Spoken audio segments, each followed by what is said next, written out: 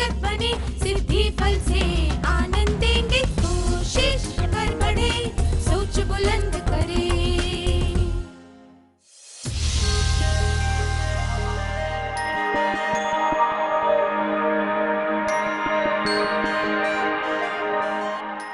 नमस्ते छात्रों, आशा है आपका दिन अच्छा था।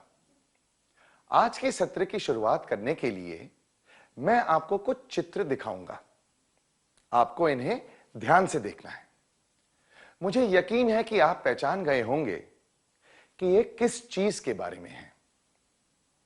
क्या आप में से कोई खड़े होकर बता सकता है कि इन सब चित्रों में क्या समानता है?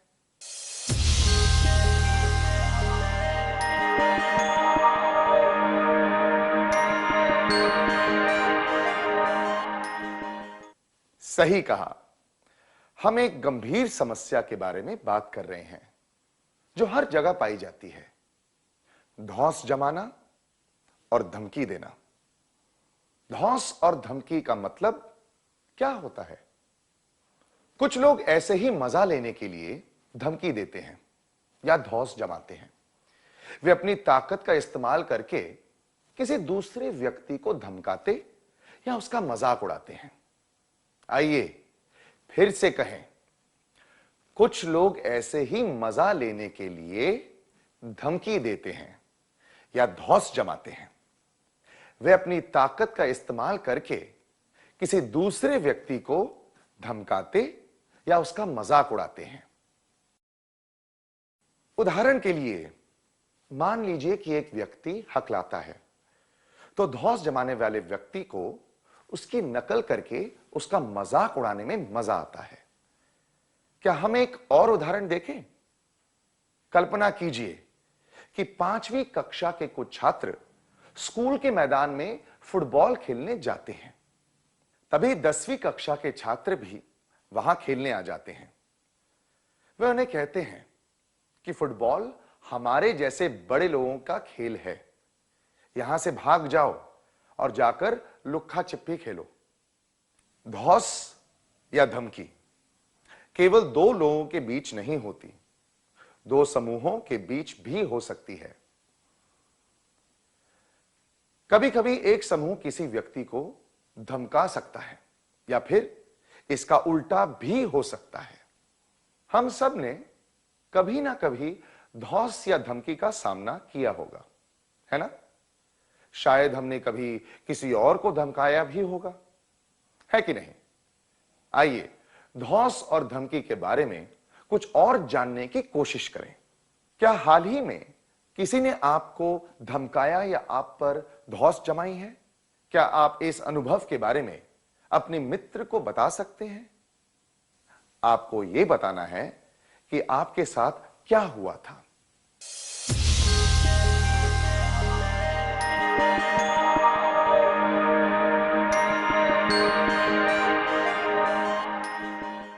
धन्यवाद। धौंस और धमकी बोलकर दी जा सकती है और कुछ करके भी। अगर केवल बोलकर धौंस जमाई जाए या धमकी दी जाए तो वह शाब्दिक होती है, पर जब कुछ करके धमकी दी जाए तो वह शारीरिक धमकी कहलाती है। शाब्दिक धौंस और धमकी ये भावनाओं को ठेस पहुंचाती है। इसके कुछ उदाहरण हैं। कोई नाम लेकर चिढ़ाना, अपमान करना, मजाक उड़ाना, बदनाम करना, अफवाह फैलाना, धमकी देना। शारीरिक धमकी से चोट लग सकती है, दुख पहुंचता है और किसी की संपत्ति को नुकसान भी हो सकता है। क्या हम इसके कुछ उदाहरण देखें? अब स्क्रीन पर एक तालिका दिखाई जाएगी। तालिका की एक तरफ धौंस और धमकी के प्रकार होंगे और दूसरी तरफ उसके प्रभाव होंगे। अगर केवल मन पर उसका प्रभाव पड़ता हो तो आपको मन कहना है। अगर मन और संपत्ति पर उसका प्रभाव पड़ता हो तो आपको मन और संपत्ति कहना है। आशा है कि अब आप समझ गए होंगे। क्या आप तैयार हैं? धौंस और धमकी के प्रकार शरीर पर, मन पर, संपत्ति पर। किसी चीज से मारना, घूसा मारना, झगड़ना, क्रोध में जोर जोर से कुछ कहना, किसी को खरोचना, चिकोटी काटना, किसी को लात मारना, धक्का देना, अलग करना, बाहर निकालना, छीनना, चीजें तोड़ना।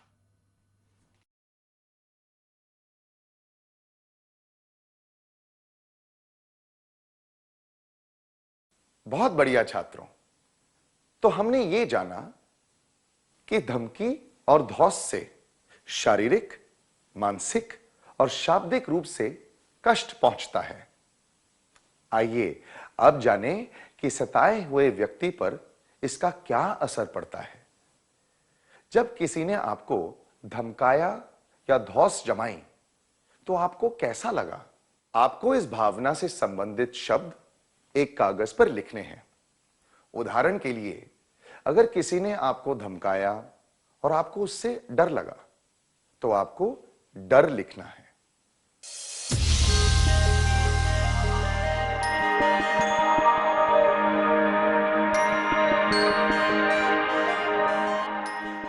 अपनी भावनाएं खुलकर बताने के लिए धन्यवाद। आपको बहुत दुख पहुंचा होगा। हमने अपने जीवन में धौंस और धमकी से जुड़ी कई घटनाओं के बारे में सुना और पढ़ा है। धौंस और धमकी से सताए हुए व्यक्ति पर बहुत असर पड़ता है। आइए इसके बारे में और जानें। सताए हुए व्यक्ति पर किस तरह का असर पड़ता है? गहरी उदासी, डर, अकेलापन, चिंता, आत्मसम्मान की कमी, शारीरिक बीमारियां, आत्महत्या करने के विचार। आमतौर पर हम धौंस और धमकी पर ज्यादा ध्यान नहीं देते, पर कभी-कभी इसका असर हमेशा के लिए रह जाता है। कभी-कभी कुछ बच्चे स्कूल जाने से डरते हैं या किसी से बात नहीं करना चाहते। कुछ बच्चों को लगता है कि कोई उन्हें अपने साथ नहीं रखना चाहता। इस वजह से वे चिंतित और परेशान रह सकते हैं। इससे उनका आत्मविश्वास कम हो सकता है। इससे उनकी सेहत पर भी असर पड़ सकता है, जैसे कि बार-बार सिर दर्द होना या फिर कोई और तकलीफ। संवेदनशील व्यक्ति गहरी उदासी का शिकार बन सकते हैं। कुछ लोगों के मन में आत्महत्या करने के विचार भी आ सकते हैं। तो हमने जाना कि सताए हुए व्यक्ति पर किस तरह के प्रभाव पड़ सकते हैं। लोग दूसरों को धौंस या धमकी क्यों देते हैं? इसके कई कारण हैं। आइए यह जानने के लिए हम एक परिस्थिति पर ध्यान दें। निशा और मान्या अच्छे दोस्त हैं। वे दोनों बहुत अच्छा भाषण देते हैं। उन्होंने स्कूल में और स्कूल के बाहर बहुत प्रतियोगिताएं जीती हैं। अनीता में यह कौशल नहीं है, इसलिए वह दोनों को बातूनी कहकर चिढ़ाती हैं। कुछ लोगों को यह सुनकर मजा आता है, इसलिए वे अनीता को उकसाते हैं ताकि वह निशा और मान्या को चिढ़ाए। अनीता निशा और मान्या को धमकाती है कि अगर उन्होंने चिढ़ाने वाली बात शिक्षिका को कही तो वह उन्हें पीटेगी। एक दिन एक प्रतियोगिता में मान्या निशा से हार जाती है। फिर मान्या भी अनीता के साथ निशा का मजाक उड़ाने लगती है, पर निशा उनकी बात पर ध्यान नहीं देती। इस उदाहरण से क्या आप समझ पाएं कि धमकी और धौंस की शुरुआत कैसे होती है? क्या हम उन कारणों की सूची बनाएं जिनकी वजह से धमकी और धौस की शुरुआत होती है। खुद को दूसरों से कम समझना, लोगों के बीच में जो अंतर या भेदभाव होते हैं उन्हें स्वीकार न कर पाना, ऐसा मानना कि धौंस और धमकी देने में मजा आता है। दूसरों का ध्यान खींचना, जो लोग धौंस और धमकी देते हैं उनकी नकल उतारने की चाह, अपनी ताकत दिखाने की इच्छा रखना। ईर्ष्या, धौंस और धमकी देने में दूसरों का साथ देना, किसी की धमकी या धौंस का शिकार होना। कुछ लोगों को दूसरों का ध्यान खींचना अच्छा लगता है। कुछ लोगों को यह लगता है कि धौंस और धमकी देने से वे ताकतवर दिखेंगे। कुछ लोग सोचते हैं कि इससे वे लोगों के बीच मशहूर हो जाएंगे। कभी-कभी ईर्ष्या की वजह से भी लोग ऐसा करते हैं। जब वे किसी के पास कोई अच्छी चीज देखते हैं, जैसे कि पेन या पेंसिल, तो वो जबरदस्ती उसे पाना चाहते हैं। कभी कोई कमजोर व्यक्ति मिल जाए तो अपनी ताकत दिखाने के लिए लोग उसे दूसरों से अलग करने की कोशिश करते हैं। किसी व्यक्ति के तौर तरीके औरों से अलग हों तो कुछ लोगों को उसे चिढ़ाने में मजा आता है। कुछ लोग बदला लेने के लिए दूसरों को बदनाम करते हैं और उनके बारे में उल्टी सीधी बातें कहते हैं। कुछ लोगों के परिवार में कोई हिंसा हुई हो या उनका बचपन दुखी रहा हो तो उस वजह से भी लोग ऐसा करते हैं। कुछ लोग ऐसे भी होते हैं जिन्हें ऐसा करने में आनंद आता है, पर ज्यादातर लोग ऐसे ही मजा लेने के लिए धौंस और धमकी वाले काम करते हैं। वे ये नहीं जानते कि ऐसा करने से किसी पर हमेशा के लिए बुरा असर पड़ सकता है। आइए अब हम धौंस और धमकी के प्रभाव को समझने के लिए एक कार्यकलाप करें। अब मन में उन घटनाओं के बारे में सोचिए जब आपने किसी को धमकी या धौंस से परेशान किया था। क्या आप इसके बारे में अपने दोस्तों को बता सकते हैं? जो लोग ये बात दूसरों को नहीं बताना चाहते, वे कुछ मिनटों के लिए इसके बारे में मन में सोच सकते हैं।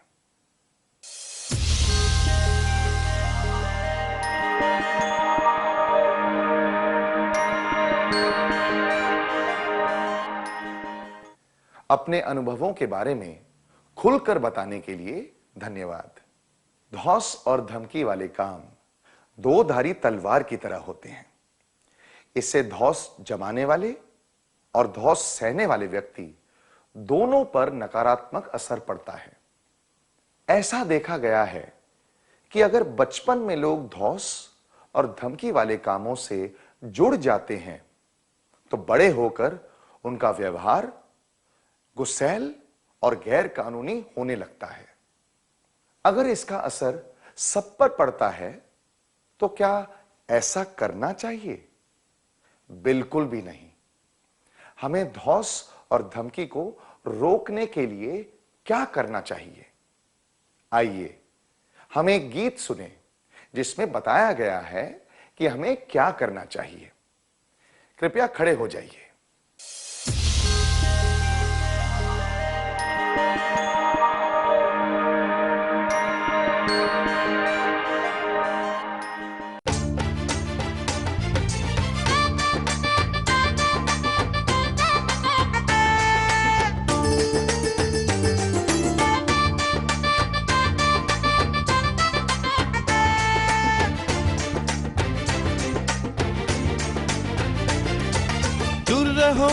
दूर रहो, असभ्यता से दूर रहो, अंकुर से उखेड़ो उसको, अंकुर से उखेड़ दो।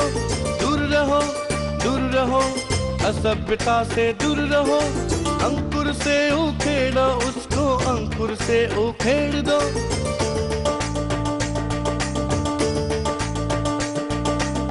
शब्द और कार्य से दूसरों की भावना को ठेस न पहुंचा के असभ्यता से दूर रहो। शब्द और कार्य से दूसरों की भावना को ठेस न पहुंचा के असभ्यता से दूर रहो। दूर रहो, दूर रहो, असभ्यता से दूर रहो। अंकुर से उखेड़ो उसको, अंकुर से उखेड़ दो। दूर रहो, दूर रहो, असभ्यता से दूर रहो। अंकुर से उखेड़ो उसको, अंकुर से उखेड़ दो।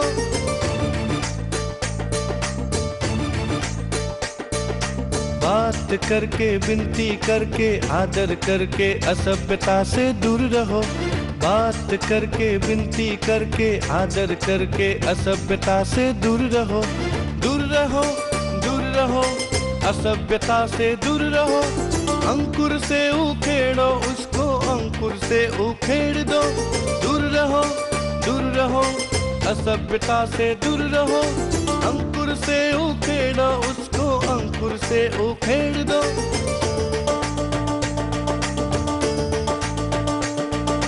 विनम्र बन के, ध्यान लगा के, परिणाम सोचकर असभ्यता से दूर रहो। विनम्र बन के, ध्यान लगा के, परिणाम सोचकर असभ्यता से दूर रहो। दूर रहो, दूर रहो, असभ्यता से दूर रहो। अंकुर से उखेड़ो उसको, अंकुर से उखेड़ दो। दूर रहो, दूर रहो, असभ्यता से दूर रहो। अंकुर से उखेड़ो उसको, अंकुर से उखेड़ दो।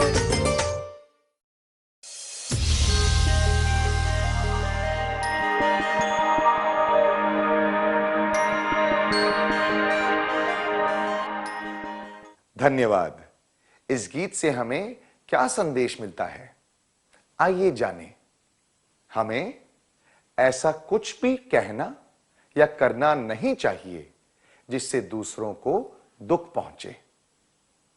अगर हमें कोई हरकत पसंद ना हो तो हमें वो हरकत दूसरों के साथ भी नहीं करनी चाहिए।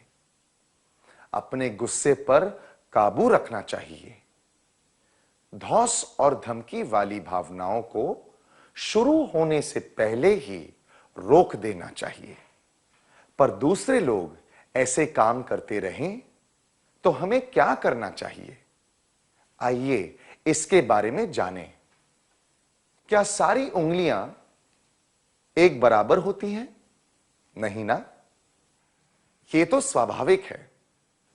हम भी किसी और व्यक्ति जैसे नहीं हो सकते, हमारे करीबी दोस्तों के जैसे भी नहीं।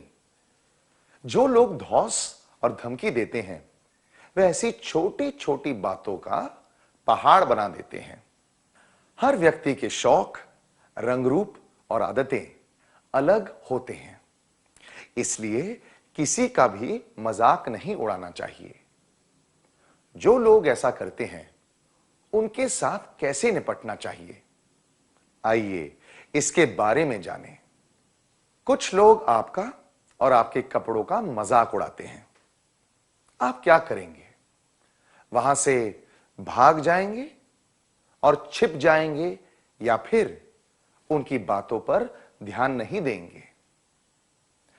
मैं वहां से भागकर छिप जाऊंगा या जाऊंगी। मैं उस व्यक्ति पर और उसके व्यवहार पर ध्यान नहीं दूंगा या दूंगी।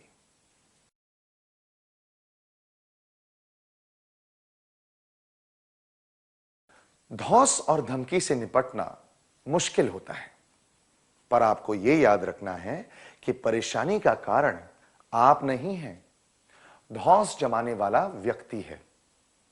सुरक्षित महसूस करना आपका अधिकार है।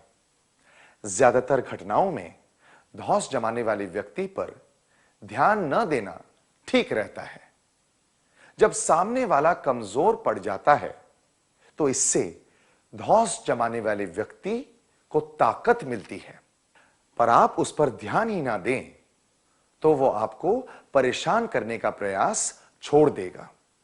उदाहरण के लिए, राजेंद्र थोड़ा मोटा है, इसलिए उसके दोस्त उसे राजन लड्डू कहकर बुलाते हैं। उसे यह बात अच्छी नहीं लगती, पर बाद में उसने उन पर ध्यान देना छोड़ दिया। तब उन्होंने भी राजेंद्र को उस नाम से चिढ़ाना छोड़ दिया। हमें किसी भी धौस और धमकी पर और धौस जमाने वाले पर ध्यान नहीं देना चाहिए। फिर से कहिए, हमें किसी भी धौस और धमकी पर और धौस जमाने वाले पर ध्यान नहीं देना चाहिए। आपके ध्यान न देने के बावजूद अगर कोई व्यक्ति धौस जमाता रहे तो आपको क्या करना चाहिए? क्या आप उसका मुकाबला करेंगे या फिर किसी समूह में शामिल होकर उससे बचने की कोशिश करेंगे? मैं उसका मुकाबला करूंगा या करूंगी। मैं किसी समूह में शामिल होकर उससे बचने की कोशिश करूंगी या करूंगा। आमतौर पर धौस जमाने वाले लोग ऐसे लोगों को परेशान नहीं करते जो किसी समूह में हो। वे छोटे उम्र के लोगों को परेशान करते हैं जो अकेले घूम रहे हों या फिर नई जगह पर हो। अगर हम एक समूह में अपने दोस्तों के साथ हों तो धौस जमाने वाले व्यक्ति शायद हम तक पहुंचने की कोशिश ना करें। क्या अब हम एक कार्यकलाप करें? कार्तिक अपनी नानी से मिलने जा रहा है। रास्ते में वो देखता है कि एक व्यक्ति दूर से किसी को धमका रहा है। तो व्यक्ति दौड़कर एक बस में चढ़ जाता है। कार्तिक देखता है कि धमकी देने वाला व्यक्ति उसकी तरफ आ रहा है। उसके डर से कार्तिक पास में खड़े कुछ लोगों के साथ जाकर खड़ा हो जाता है। क्या आप में से कुछ छात्र इसका अभिनय करके दिखा सकते हैं? कृपया स्वेच्छा से आगे आ जाएं।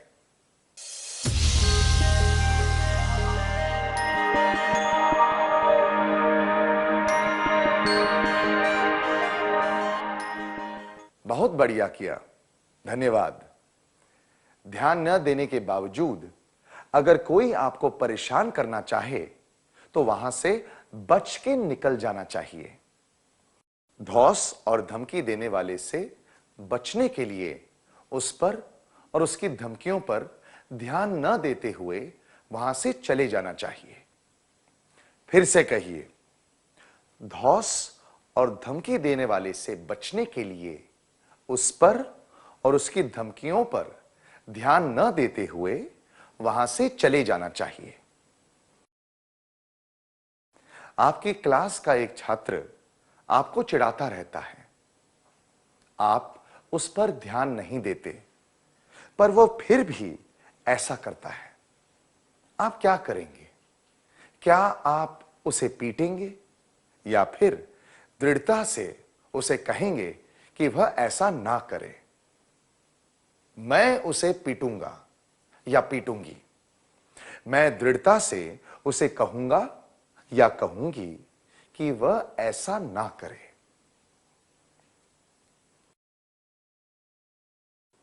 कई लोग अपनी कमियों को छिपाने के लिए कठोर और ताकतवर दिखने की कोशिश करते हैं। अगर हम उनके साथ दृढ़ता से बात करें तो वे हमें परेशान नहीं कर पाएंगे। आइए ये समझने के लिए एक उदाहरण देखते हैं। जब बलदेव स्कूल के मैदान में खेलने जाता है तो करीम उसे चिढ़ाता है, पर बलदेव उस पर ध्यान नहीं देता। एक दिन बलदेव सोच लेता है कि वह करीम का सामना करेगा। जब करीम उसे छेड़ने और चिढ़ाने लगता है तो बलदेव उसके चेहरे के सामने जाकर दृढ़ता से कहता है, देखो, अगर तुमने ये सब बंद नहीं किया तो मैं शिक्षिका से शिकायत कर दूंगा। बलदेव की गंभीर आवाज सुनकर वो चुपचाप वहां से चला जाता है। दूसरे शब्दों में कहें तो पहले हमें धमकी और धौस पर ध्यान नहीं देना चाहिए, पर इससे बात न बने तो हमें धौस जमाने वाले व्यक्ति को दृढ़ता से मना करना चाहिए। धौस जमाने वाले व्यक्ति से निपटने के लिए हमें उसके साथ दृढ़ता से पेश आना चाहिए। फिर से कहिए, धौंस जमाने वाले व्यक्ति से निपटने के लिए हमें उसके साथ दृढ़ता से पेश आना चाहिए। मान लीजिए कि बड़ी कक्षा में पढ़ने वाला कोई छात्र आपका खाना या आपकी चीजें छीन रहा है। आप उसकी बातों पर ध्यान ना दें, उसके साथ दृढ़ता से बात करें, फिर भी वो आपको परेशान करे, तो आप क्या करेंगे? क्या आप किसी और बड़े छात्र को बुलाकर उसे धमकाएंगे या फिर किसी समझदार और विश्वसनीय व्यक्ति से मदद लेंगे? मैं किसी और बड़े छात्र को बुलाकर उसे धमकाऊंगा या धमकाऊंगी। मैं किसी समझदार और विश्वसनीय व्यक्ति जैसे कि शिक्षक, माता पिता की मदद लूंगा या लूंगी।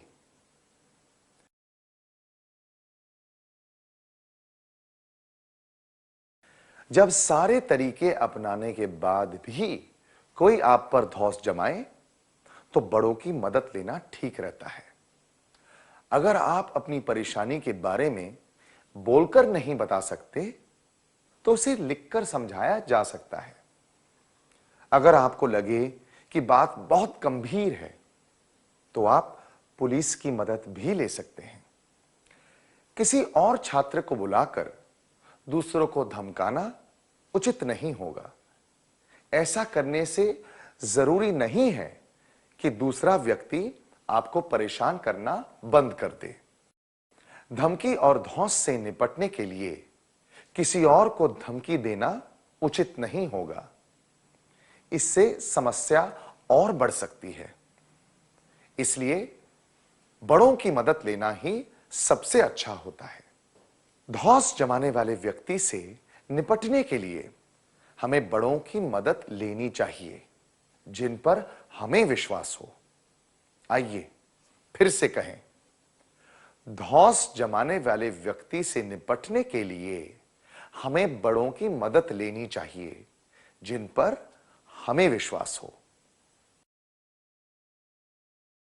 तो अब आप समझ गए होंगे कि किसी व्यक्ति या समूह द्वारा दी गई धमकी और धौंस से कैसे निपटना चाहिए। क्या आप में से कोई छात्र धौंस से निपटने के तरीकों को एक बार दोहराएगा?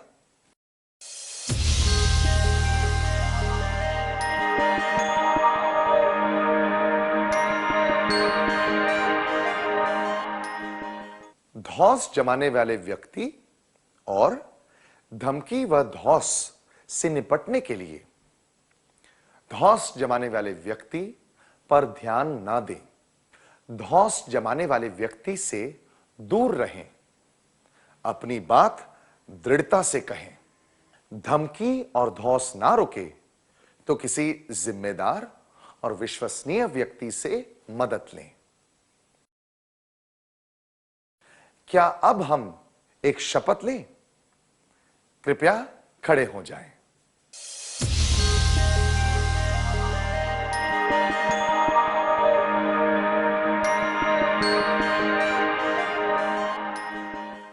कृपया खड़े हो जाएं। सीधे खड़े हो जाओ। सामने देखिए। अपना सीधा हाथ छाती पर रखिए। अब मैं शपथ पढ़ूंगा या पढ़ूंगी। कृपया तेज और स्पष्ट आवाज में मेरे बात दोहराइए। आप तैयार हैं? सभी छात्र मेरे मित्र हैं। सुरक्षित महसूस करना सबका अधिकार है। इसलिए हम कभी भी किसी को नहीं धमकाएंगे, ना ही किसी पर धौंस जमाएंगे। अगर कोई हमें धमकाए या हम किसी और को धमकी या धौंस का शिकार बनते देखें तो हम दृढ़ता से उसे रोकेंगे। अगर इससे परेशानी दूर ना हो तो हम किसी विश्वसनीय व्यक्ति की मदद लेंगे।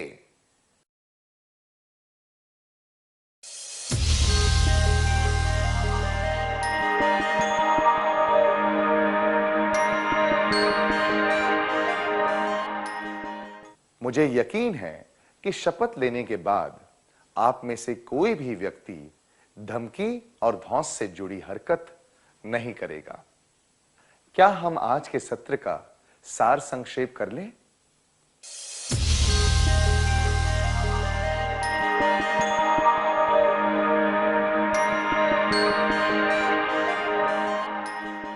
कुछ लोग ऐसे ही मजा लेने के लिए धमकी देते हैं या धौंस जमाते हैं। वे अपनी ताकत का इस्तेमाल करके किसी दूसरे व्यक्ति को धमकाते या उसका मजाक उड़ाते हैं। धमकी और धौंस शाब्दिक या शारीरिक हो सकते हैं। इनसे शरीर, मन और संपत्ति को हानि पहुंचती है। धौंस जमाने वाले व्यक्ति लोगों का ध्यान खींचना चाहते हैं। कुछ लोग अपनी कमियों को छिपाने के लिए आक्रामक व्यवहार करते हैं। धौंस और धमकी वाले काम दो धारी तलवार की तरह होते हैं। इसमें धौंस जमाने वाले और धौंस सहने वाले दोनों व्यक्तियों पर नकारात्मक असर पड़ता है। समानुभूति और मैत्रीपूर्ण वार्तालाप द्वारा धमकी और धौंस को दूर रखा जा सकता है। धमकी और धौंस से निपटने के कुछ आसान तरीके हैं। ध्यान न देना, दूर रहना, दृढ़ता से बात करना और विश्वसनीय लोगों की मदद लेना। बहुत अच्छी तरह सार संक्षेप किया। क्या अब हम कुछ गृह कार्य लिख लें ताकि हमें ये बातें अच्छी तरह याद रहें?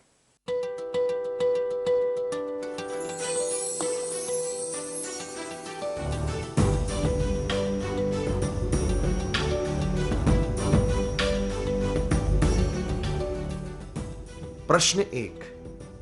आपके दोस्त आपको उकसा रहे हैं कि आप क्लास में आए एक नए छात्र को चिढ़ाएं।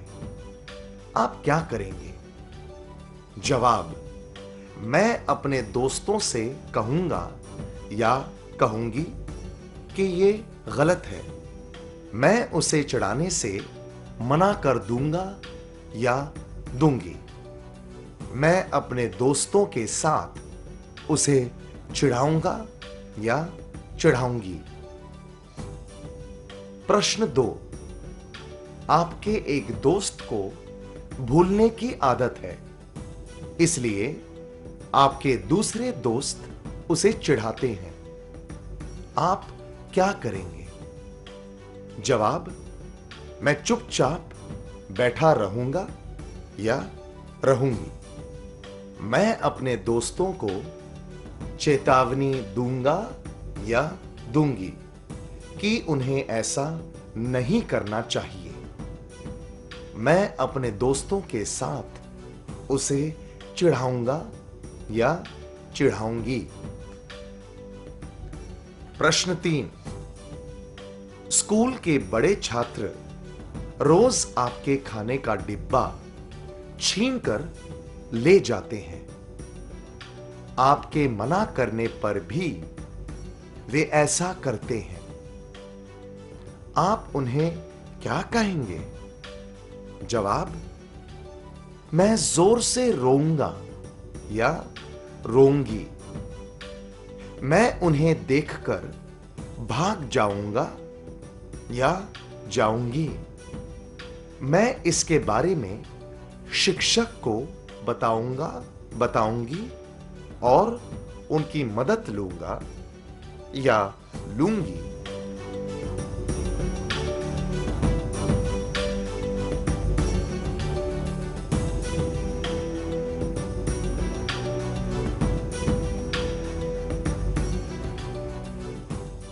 आपको इन सब प्रश्नों के उचित उत्तर चुनकर लाने हैं।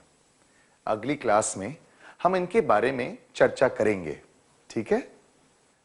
क्या हम सत्र समाप्त करने से पहले आज का गीत फिर से गाएं? कृपया खड़े हो जाइए।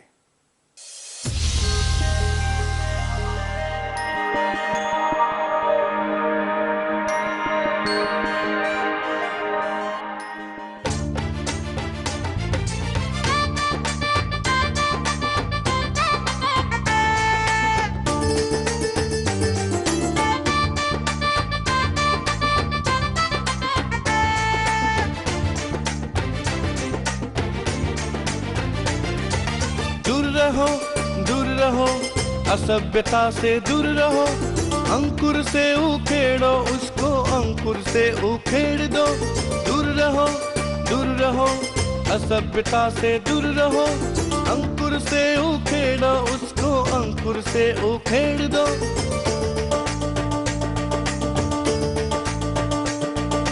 शब्द और कार्य से दूसरों की भावना को ठेस न पहुंचा के असभ्यता से दूर रहो। शब्द और कार्य से दूसरों की भावना को ठेस न पहुंचा के असभ्यता से दूर रहो। दूर रहो, असभ्यता से दूर रहो, अंकुर से उखेड़ो उसको, अंकुर से उखेड़ दो। दूर रहो, असभ्यता से दूर रहो, अंकुर से उखेड़ो उसको, अंकुर से उखेड़ दो।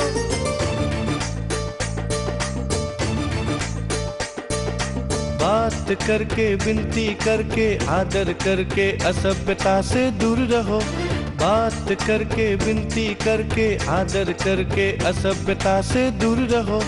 दूर रहो, असभ्यता से दूर रहो, अंकुर से उखेड़ो उसको, अंकुर से उखेड़ दो। दूर रहो, असभ्यता से दूर रहो, अंकुर से उखेड़ो उसको, अंकुर से उखेड़ दो।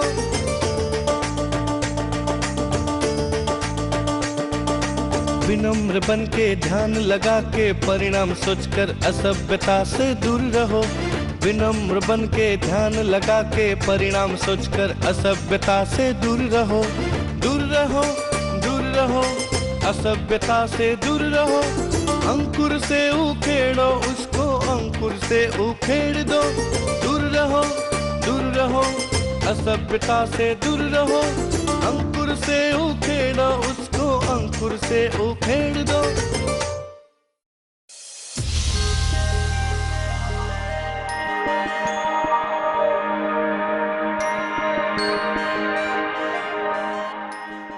धन्यवाद। नमस्ते छात्रों, फिर मिलेंगे।